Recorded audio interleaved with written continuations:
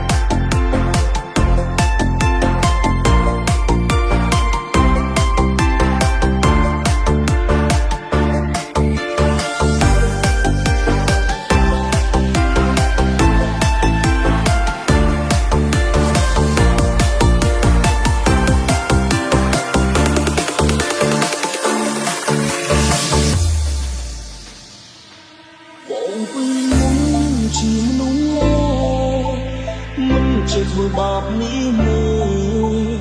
จึงតែមើលថែមិនអោយអូនយំតែពេលនេះមកឆ្ងាយមកហើយមួតាមមុខយើងจึงតែតកំចាអូនជាស្អមទៅពីលោកមកមិនស្គាល់លោក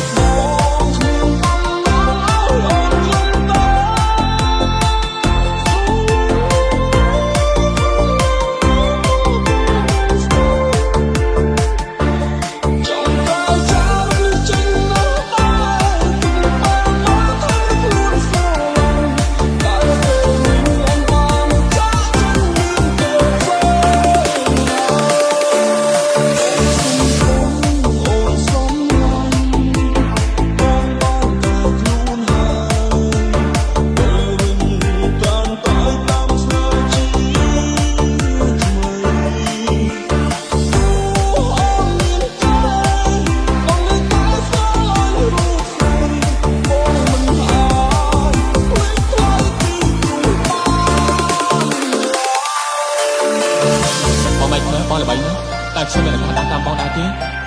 ក៏មិនខានបងម៉ៃធ្វើអីគាត់គ្មានពេលវេលាជាមួយនឹងឯងទេចង់តាមយើងម្នាក់ក៏ពុតតែខាត់ស្បែកជើងជាប៉លីសឯងទៅបាយគេទៅយើងទទួលឯងទៅ